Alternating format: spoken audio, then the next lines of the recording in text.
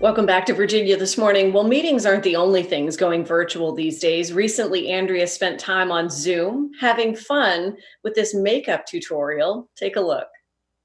We are officially in the age of virtual calls, and that may mean you've still got to do a little to your face to be camera ready. Today, we're here with Holly Byrd Miller of Makeup by Holly, who's going to show us the perfect 5-minute routine. Hi, Holly. Hi, good morning. Thanks so much for having me back. Good morning. My face is primed. I'm ready to go. Let's jump right in.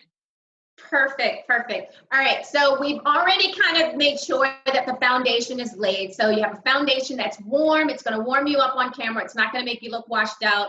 So everyone should first and foremost start with a great foundation that's going to add some warmth to your skin. The next thing we're going to do is grab your brow pencil or your brow pomade, whatever you're going to use to enhance your brows. And let's start at the arch of your brow. So you want to use short hair-like strokes and literally fill in that brow and any sparse hairs. So that's what we're going to do. Start by, and the brows frame the face. So it's really important that you are filling in those brows to help to frame the face. Perfect. Raking through that nice and and see the brows really help to frame your whole face. Gorgeous. Next thing you want to grab is your concealer. So you want to grab a concealer that's maybe about a shade lighter than your skin tone. And especially for those of us who are in between brow appointments, which is all of us now because we're stuck at home. So we want to just fill in that brow bone with a concealer, a flesh tone concealer.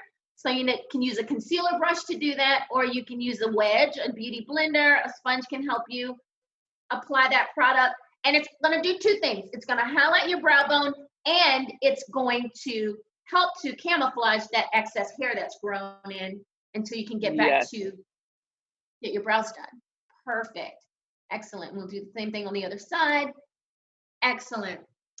Next thing we're going to do, looking good, looking good. All right, here we go. Awesome. Next thing you want to do is grab some mascara. So let's grab a little mascara and lengthen those lashes, wiggling from the base of that lash all the way to the tip. So that's going to help to elongate, lengthen those lashes, and add volume, which is going to make your eyes really pop on camera. Okay. So we're going to do that from the base of the lashes all the way to the tip to elongate those lashes, make those eyes pop. Perfect. Oh, looking good, looking good.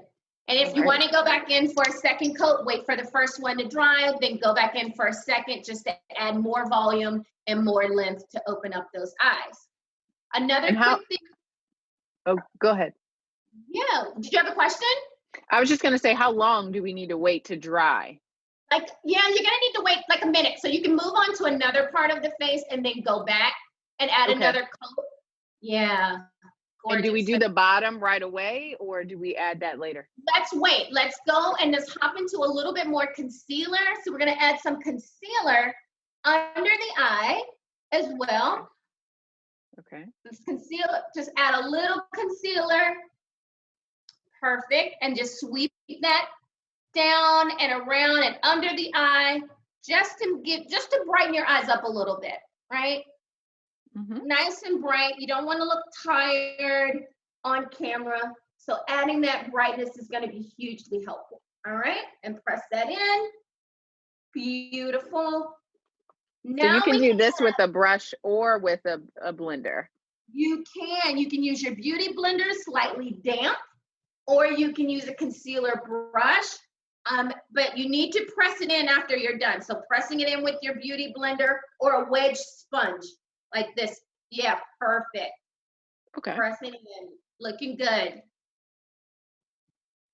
Now we can go in with the mascara on the waterline to add some more definition to the eyes, because it's really important to make sure your eyes are popping on camera. Sometimes they can get a little lost. They can look a little beady or closed in, and we just want to make sure they look nice and open. So yeah, just get a nice coat of mascara, creating some separation on those lashes, no clumping. And do you wiggle down here too? You wiggle, yes, because you want to create that separation. You don't want any clumping. Beautiful. All right. Excellent. Next thing, we're going to grab some bronzer. So let's Okay. grab our bronzer, because foundation can sometimes make us look a little washed out. So bronzer is going to help to bring a little bit more richness and depth into the skin. So grab a fluffy brush. Yep. Sweep it across the forehead, along the cheekbones, along the temples. That's great for adding bronzer and warming, adding a little bit more warmth and definition to the face, because sometimes it can look washed out and it can all look perfect. Oh, that's gorgeous, gorgeous. Cheekbones, all right, excellent, got it. Beautiful, beautiful.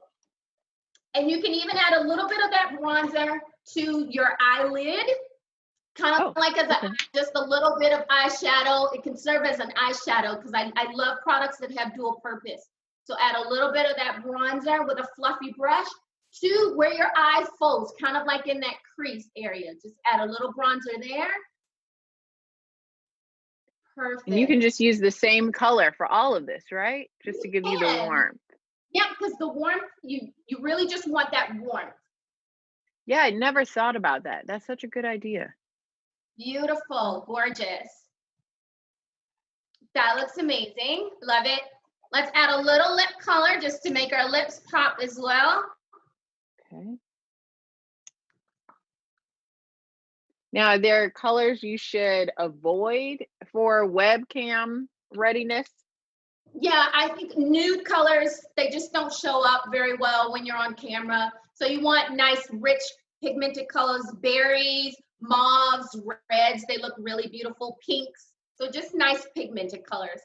Look how gorgeous, absolutely beautiful. And if you wanted to just finish it off, in case you were a little concerned about being too shiny, you can just take a nice translucent setting powder with a fluffy brush, just to kind of make sure it'll take off any shine. Now, should you use the same brush that you did for your bronzer, or a whole different one? You can just wipe off the excess, bronzer, and just use the same brush. It's the same, the same brush is fine, perfectly fine. You just sweep it across the face, especially like in the T-zone area, where the areas that tend to get the shiniest. Okay. Yeah. You are looking gorgeous. Absolutely beautiful. So are you. Thank you. Well, thank you. That is perfect. I think it's just something you can do in a short period of time just to get you ready, so you don't quite look like you slept a little longer than you usually would. So that's perfect. I hear that you're also doing some complimentary virtual consultations for those of us who might need a little bit extra help. So tell us about that a little bit.